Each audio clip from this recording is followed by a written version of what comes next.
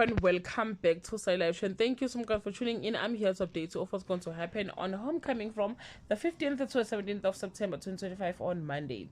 Sifiso enze to help Nomusa after her ordeal. Sifiso legally enze to medically, but don't realize they make a really good team. Ngaraje count his egg before they hatch on Tuesday. Garage's dream shatters as the truth behind his municipality connection unravels. While Nomusa faces trial by gossip, Sifiso NZ to fight to cover her case alive. To keep her case alive. Young love blossoms as Vusi takes a bold step to let Novundo knows how he feels on Wednesday. As Nomusa takes her power back, something deep ignites between Zeto and Sifiso. Shwabi finally see through Ngaraje's evil ways and explodes.